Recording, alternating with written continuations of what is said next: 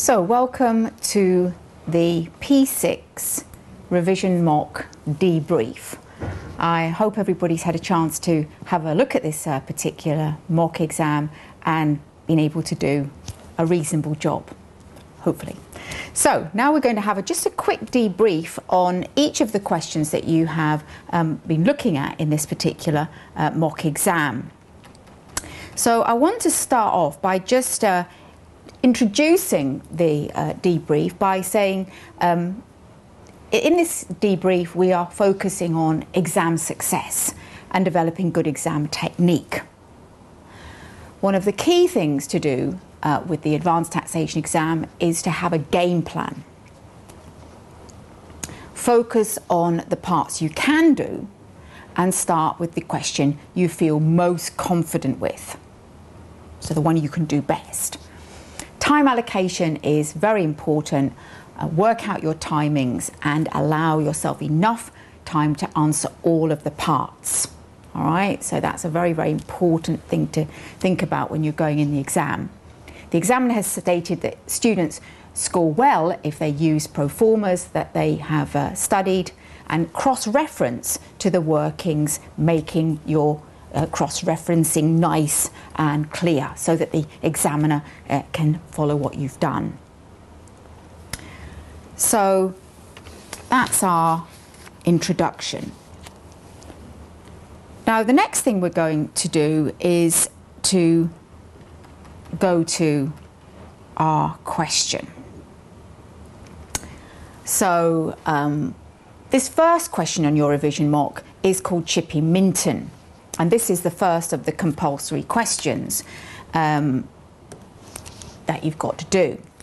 This is one is for 35 marks, all right? So that means that your time management, you've got 63 minutes to do this question, so just over an hour. In these particular questions, the examiner is going to present them with boxes to represent documents, which can be a little bit confusing. One of the boxes you've got to realise will be the requirements, which will be normally labelled memo from your manager, all right, so that'll be like your requirements. And one box will be the question. Either it will be a memorandum or an email or a letter from the client. So we're going to have, let's do that in a different colour. One box will be the question.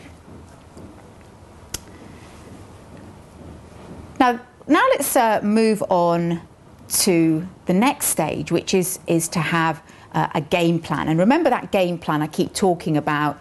You've got to focus on the parts you can do and ignore anything that you can't do, and make sure you get all of the easy marks. That's very, very, very important.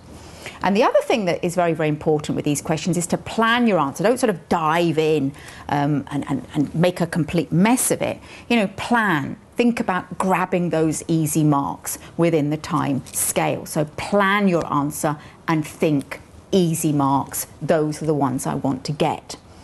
Remember that very often this first question is going to require you to present your information in a certain style using the standard formats that we've learned.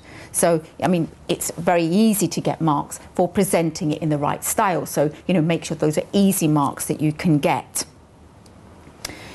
When you're doing a standard format, I mean, you can have your workings at the beginning or the end. I always sort of recommend, usually with these big questions, to put the workings at the beginning, very often calling it an appendix, so that you don't have to leave yourself 2 or 3 pages at the beginning for your workings, and then get onto the answer afterwards. Otherwise, if you do your question and you're leaving yourself enough space for the answer, and then the workings, you don't know how many pages your answer is going to take, and it can become a bit confusing. So if you leave yourself 2 or 3 pages at the beginning for your workings, label it appendix or label it workings, and then move forward and then start your answer after the workings pages have been set aside. Okay, so that's a sort of an introduction to these sort of Section A questions, and let's now have a look at that first question, and just think about what you're looking at when you're standing back and reviewing the question. I mean, here's all the rates pages at the front, and this is all the information the examiner is going to provide you with. So that's very, very useful. So it's quite important to get familiar with that before you go into your exam. So now let's get on to that first question. And we can see that this first question here looks a bit like this. All right. So there's our first question. Okay, so there's our boxes that I was telling you about. Okay, so this is a box here, and it's sort of broken down into headings, which is quite helpful. Sometimes he doesn't have headings, so this one's quite good. And you've got all this boxes here, and then you've got sort of like some sort of brief requirements at the end, sort of showing you the mark allocation. So 1, the redundancy packet; 2, the tax treatment; new business venture; and then the expansion. So that those are sort of mark allocation. And basically when you've got the boxes, very often a more detailed requirement is going to be inside the boxes, and that's what I recommend you answer. All right, so rather than using this sort of brief heading there, which is not really very helpful. So now let's look at the boxes to see which one is going to be our requirements. Okay, so the one that is labelled email from your manager is the one that I'm looking at. Okay, so this is an extract from an email from your manager requiring detailing the tasks for you to perform. Okay, so this sort of first box here is going to be my requirements. Okay, so let's just look at that. So that's a requirement. And you can see here broken down into the headings. So you've got 1, which is redundancy. All right, so that's going to be for how many marks. I very often suggest that you transfer your mark allocation onto this box here, and the mark allocation for that is 6 marks. So let's put 6 marks for that. So that's not too many minutes to do that. Sort of thinking about sort of like 5 minutes to do that. Hobbies, and this bit is for another 6 marks. All right, that's another 6 marks for that bit.